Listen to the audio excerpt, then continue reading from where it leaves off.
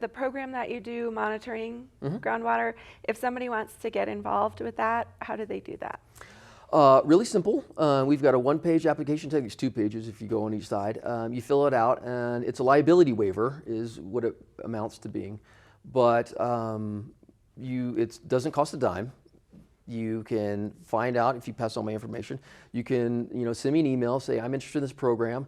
We do it 3 times a year, except for this summer. I didn't do it this summer, but we do it 3 times a year. It doesn't cost you a dime. The only hindrance to you is that, or the potential volunteer, is that on the day I visit, I ask that you limit your water resources for that day so I get a good reading.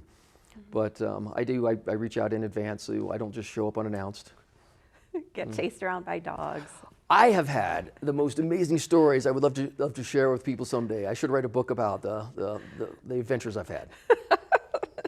So, and kind of more broadly speaking, looking across the state, New Mexico is getting ready, or is in the process of launching a 50-year water plan. Yes. What does this mean for groundwater?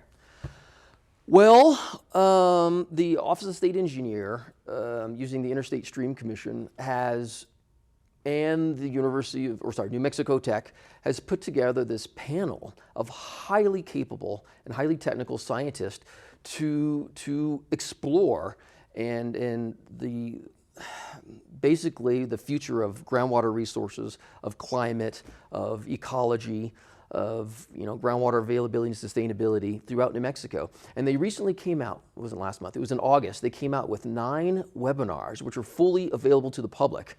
And that I would like anybody who's interested to watch those. And they're all about an hour plus long, and they have questions. But the point is that you can contact those scientists directly with any questions you might have about it. And a lot of them get a little academic and they get lost in the weeds. But I think even anybody who has an interest should watch these.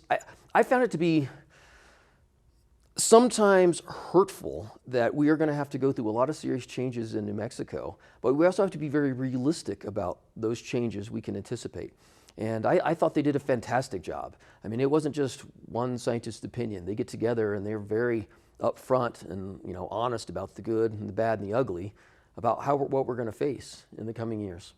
I feel like to survive in the desert, you have to be a little bit optimistic and also really realistic. Absolutely. I'm curious what you think 50 years from now, what our biggest challenges are going to be.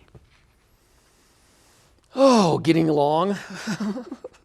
It's hard to anticipate what kind of challenges we're gonna have, and I think morale is going to be our biggest challenge. It's not going to be technical. It's not going to be resource based. It's going to be morale about and not dwelling on how things have changed, but accepting how things have changed and to be optimistic about the future and make the most of it.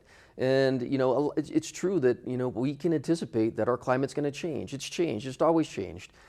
And look at that either as a challenge or look at it as just a new thing to explore and experience.